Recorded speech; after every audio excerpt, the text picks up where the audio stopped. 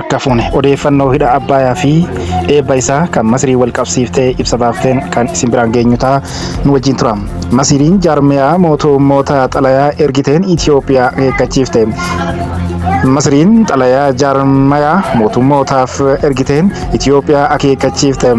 Eebba ijaarsa hidha haaromsaa guddicha Itoophiyaa hordofuun Masriin jaarmiyaa mootummoota mana marii nageenyaaf Itoophiyaa tarkaanfii hidha kana ijaaruu fudhatteen seera idil addunyaa sarbiteetti jechuun himatte. Badrii Abdallaati ministeerri haajaa alaa Masrii Finfinneen hidha haaromsaa guddicha kana ijaartee eebbisiisuun seeraan ala murtee ofii ishee qofa murteessiteedha jedhanii kanaaf waan akka seeraatti fudhatamuu miti jechuun dubbatan.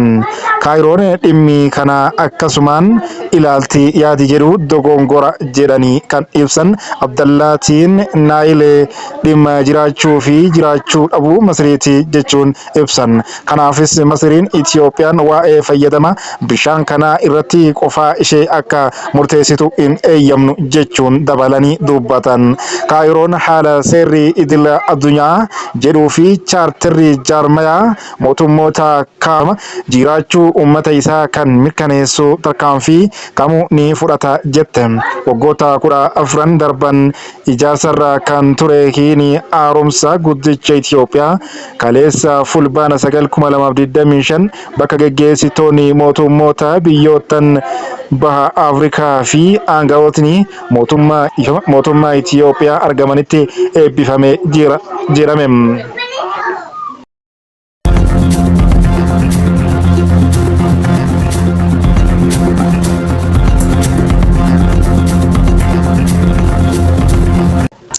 Neepaalitti maaltu ta'e? Torbaanota darban kana dargaggeeyyiin biyyattii gara marsaalee hawaasaatiin duula farra malaammaltummaa geggeessaa turan. Duula kanaanis qondaalota qabeenya biyyaa saamuun durooman saaxiluun seeraaf akka dhiyaatan gaafachaa turan. Mootummaanis duula saaxil baasii malaammaltummaa kanaan dallanuun marsaalee hawaasaa ijoo ta'an kan akka feesbuukaa, instaagiraam, yuutuubii, tiwiiteraa yookaan X kan kana fakkaatan ugguruuf murteesse. Yeroo kana dargaggeeyyiin mana ofiitiin gama marsaalee hawaasaan duula taasisaa turan hariiroo mormiitiif daandatti bahan.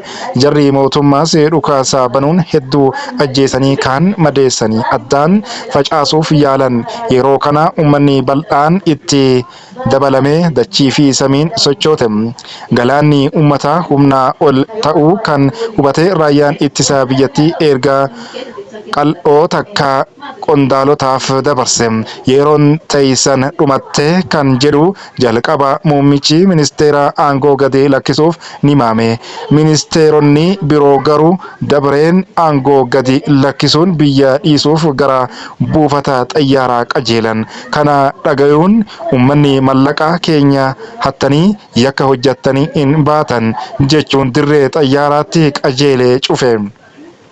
Ministeerota karatti argeesi daandii irra ari'aa dhiitichoo fi kaballaa obsee muummichi ministeeraa mataa maraa tures. Yeroo uummanni gara waajjira isaa qajeelu rabbii jedha hin dhufnaa jedhee aangoo gadi lakkisu beeksise. Erga mootummaan bifa kanaan kufee mooda Itaamaajoor Shuumiin raayyaa ittisa biyyaa gadi bahee dargaggootaan aangoon kutaaniitti koottaa ni mari'annaa jechuun waamicha dhiyeessee jira. Yeroo ammaa falmattoonni mirga haala mootummaa yeroo intermi governimentii itti jaran irratti mari'achaa jiru. Sana booda murtii isaanii raayyaa ittisa biyyaa beeksisu.